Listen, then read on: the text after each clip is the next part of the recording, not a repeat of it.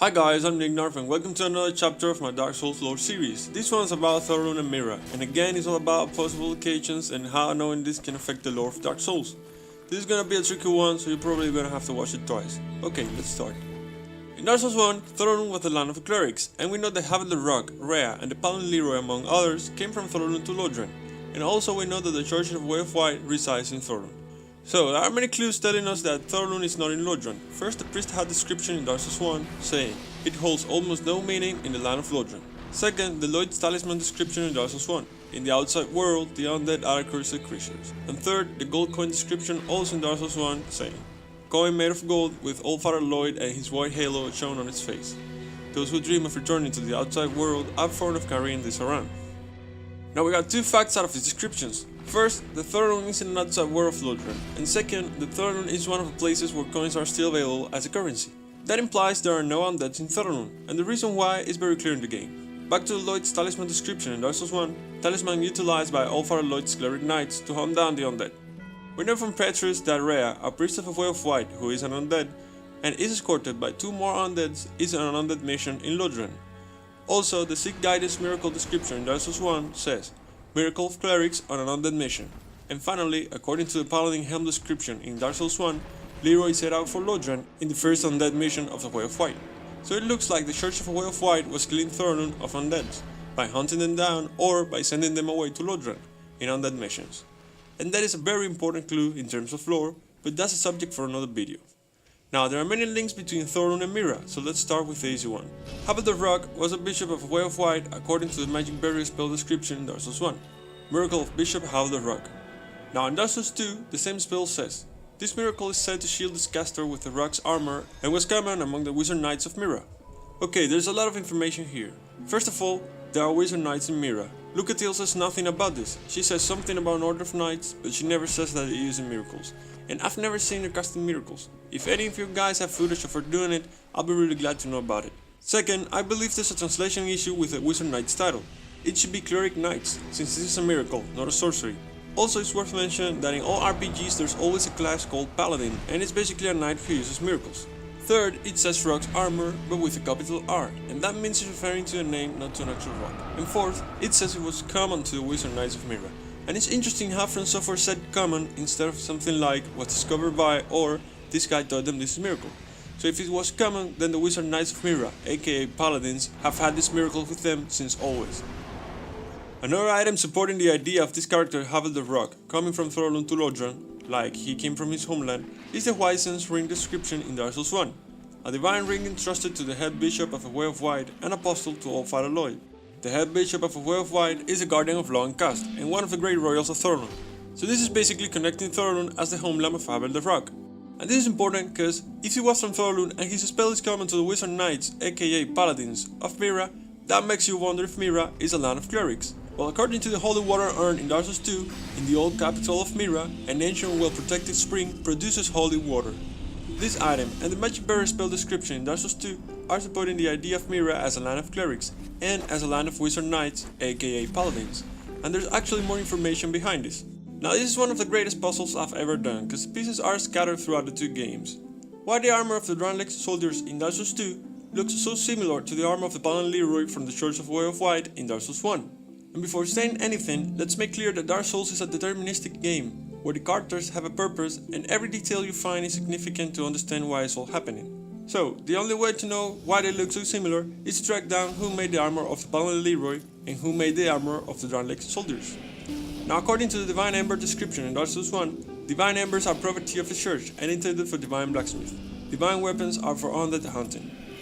We got this ember from this sort of petrified dude, so that means this dude was the divine blacksmith from the church, and the church the item is referring to is the Church of a Way of White in Thorolund, since that's the only church with divine powers that exists in Dark Souls 1. And also, it's letting us know that there are blacksmiths in the Church of a Way of White making weaponry for undead hunting purposes. So if Leroy came to Lodran from Thorolund on an undead mission, carrying the legendary treasures Gran and Santos, then a divine blacksmith back in Thorolund must have been the one who made his full armor and weaponry. Now the Royal Soldier Helm description in Dark Souls 2 says, equipment crafted by the Royal Blacksmith. So, who was the Royal Blacksmith of Drangleic, and in any case, how did he know the looks of a Paladin Leroy? According to the Royal Dick description in Dark Souls 2, gas steel was a precious alloy created in the eastern land of Mirrah, its composition long kept secret from foreign lands. That is until Chancellor Welger was ordered by King Bendrick to grant the gifted blacksmith Llewellyn a lifetime contract, whatever the cost, in order to introduce the rare alloy to Drangleic. And also, the Llewellyn shield description says, a masterpiece of the great blacksmith Llewellyn that he brought along as a gift when he left Mirrah for Drangleic. So it looks like Welger succeeded in bringing this blacksmith from Mirrah to Drangleic for life, since Llewellyn left Mirrah for Drangleic and it was a lifetime contract. Now after all this information, I still felt like there was something missing, that I was missing some item that could connect in a more specific way this Llewellyn blacksmith from Mirrah in Dark Souls 2 to the Paladin Leroy from Thorolund in Dark Souls 1. But then I found this. The Hollow Soldier shield description in Dark Souls 2 says, the accoutrements of royal soldiers feature a depiction of a brave knight from an old parable. So picture yourself playing Dark Souls 2 for the first time after playing Dark Souls 1 for more than 500 hours. Probably the first foes you fight are the ones in the forest of fallen giants, and by chance, a royal soldier drops his shield. You pick it up, you read the description, and because you don't know the connections between Thorolund and Mirrah, you see this as something that supports nothing. And right now you probably can't even remember this item because you sold it to Gaflang in your first playthrough. This item is in fact the only thing that proves a real connection between the Paladin Leroy from Thorolund and the blacksmith Llewellyn from Mirrah, who made the armor of the Drangleic soldiers, making even more clear that the Paladin Leroy, Haviland Rock, their Church of a Way of White, and Thorolund were pretty close to Mirrah. I couldn't find any information about Llewellyn being the one who made Leroy's armor, so I wouldn't recommend to go into that. Maybe he was the one who made the armor, maybe he was an apprentice of the Divine Blacksmith who made the armor, or maybe he was in a sort of school for Divine Blacksmith in Thorolund. Also, it's up into speculation why the armors of Lucatiel, Creighton and Kael are so different if they were from Mirrah. But it's a fact that, according to the items, Llewellyn left Mirrah, and the soldiers of Drangleic were using the Llewellyn armor whilst fighting the giants, and according to Drummond's dialogue and his items, this was a battle that lasted generations. So Llewellyn probably left Mirrah before the invasion of Bendrick to the land of the giants. And you can even argue that he left Mirrah before Nashandra reached Bendrick, since he was a king already when Nashandra showed up. But exploring the timeline of Dark Souls is a subject for another video. Don't worry, we'll get into that. Okay, so after all the evidence, I still don't think Thorolund became Mirrah. I think the whole southern continent was Thorolund, since there's information supporting this idea. The priest chime description in Dark Souls 2 says, Drangleic was the home of many clerics, but King Bendrick held a lukewarm opinion of their powers and kept them all in attendance to ceremony. In this sense, Drangleic was not the place for a cleric with any ambition. Also, the White Priest headpiece description in Dark Souls 2 says, the clerics of Drangleic were not viewed with particular reverence, and their positions were only preserved as a nod to tradition. And the priestess headpiece description also in Dark Souls 2 says, the clerics of Drangleic have retained their nominal status throughout the ages, but were always at arm's length from the royal family, as if their existence was a little more than a formality.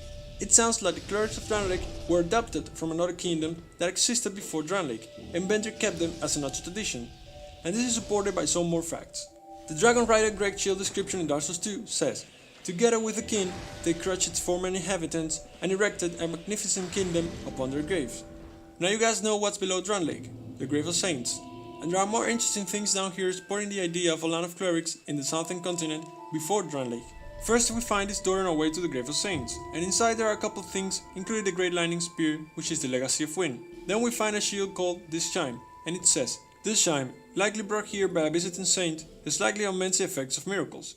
And in New Game Plus, you'll find two NPC invaders, one of them wearing the Dingy Robe set. And this reminds me of the Firekeeper in Firelink Shrine in Dark Souls 1, and we know that Firekeepers were women from the Church of a Way of White. And she's also casting Great Lightning Spears. So at this point, if you think you don't have enough information to accept that before Drangleic, the southern continent could have been a land of clerics, aka Thorolund, then check this out. After killing the NPC wearing the dingy robes, she drops her set and a ring of soul protection. And the description of this item in Dark Souls 2 says, created by Ivory Rones, Sage of Lindelt. And I'm sure most of you have already realized that Lindelt's clerics and their stuff can be found all around Drangleic. So who are these clerics of Lindelt, and where was Lindelt located? I'm gonna stop right here and say bye to the next chapter, because it's a lot of information and I don't want to make a 30 minutes video. So I would recommend you to check out the next chapter of my Dark Souls lore series about Lindelt. Thanks for watching, and let me know what you think about my theories in the comments below. Okay, see you guys soon.